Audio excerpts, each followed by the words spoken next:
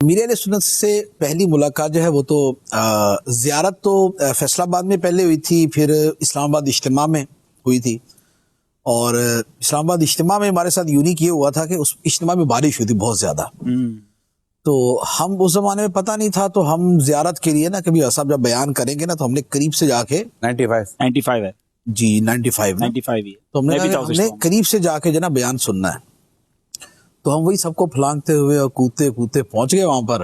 جب سب سے آگے پہنچے تو صاحب نے پہلی بات ہی بیان فرمائی کہ بھائی دیکھو یہ جتنے اسٹیج کے ارد گرد اتنے سارے بیٹھے ہوئے نا، تو اب یہ حق تلفی کر کے یہاں پر بیٹھے ہیں دوسروں کی، یا یہ واقعی انہی کی جگہ ہے، اب یہ خود غور کر لیں. تو ہماری تو وہ جگہ نہیں تھی، ہم تو پیچھے سے ہی آئے تھے.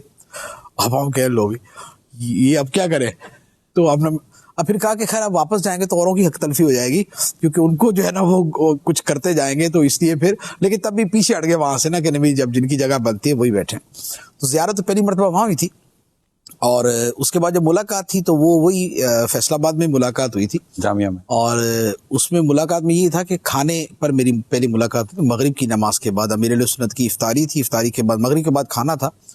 تو ماشاءاللہ اس کھانے پر ملاقات تھی. اور مجھے یہ یاد ہے بہت اچھے طریقے سے کہ اپنائیت اور اکرام اور شفقت جسے کہتے ہیں نا، وہ واقعی وہ امیر اہل سنت کی کمال کی تھی. کیونکہ کسی اجنبی کے ساتھ اس کا مائنڈ سیٹ کیا ہے، اس کے ذہن میں کیا ہے، اس کا کردار کیا ہے، اس کا ماضی کیا ہے، اس کا حال کیا ہے، کوئی پتہ نہیں ہوتا. لیکن کسی کو اپنے قریب کرنا ہو تو چند منٹس کے اندر ہی کیسے قریب کیا جا سکتا ہے کہ یہ وہاں سمجھ آیا. کیونکہ میں سائیڈ میں ہو کے بیٹھا نا تو حاجی شاہدی نے میرا تعارف کروا دیا کہ یہ ہیں قاسم بھائی. تو اثر نے مجھے فرمایا کہ پاس آ جاؤ، تو مجھے بالکل نا ساتھ بٹھا لیا. بالکل ساتھ بیٹھا نا تو میرے دل میں تو بڑا وہ ایک ہیبت ہوتی ہے نا، وہ بھرپور قسم کی ہیبت تھی کہ یار صاحب کے ساتھ بیٹھا ہوا. تو اب صاحب نے کھانا شروع کیا نا تو جو اپنی پلیٹ میں ڈالے نا تو ساتھ ہی مجھے فرمائے کہ، تو میں کہوں ہاں، تو میری پلیٹ میں ڈال دیا ایک شاید دوسری شاید. ماشاءاللہ دسترخوان بھی بڑا برکت والا تھا، کافی وسیع تھا. تو اتنی ساری چیزیں جناب باری باری نے میں نے کہا بس اب بس ہو گئی میری. تو فرمایا ٹھیک ہے.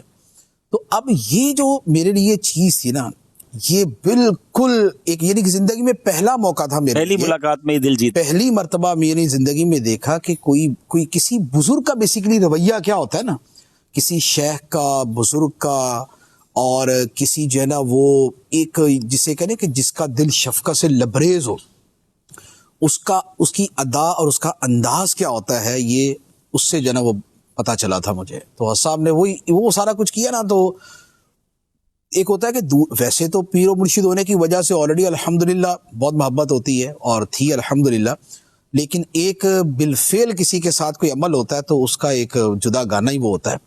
اور اس کے بعد پھر شفقت در شفقت جو ہے نا وہ تو الحمدللہ آج تک چلتی آ رہی ہے. لیکن یوں کہہ لیں کہ اس وقت اور اس کے متصل وہ شفقت ہی وہ شے تھی کہ جس نے جو ہے نا وہ الحمدللہ یہ ساری منزلیں جو ہے نا وہ طے کروائی ہیں.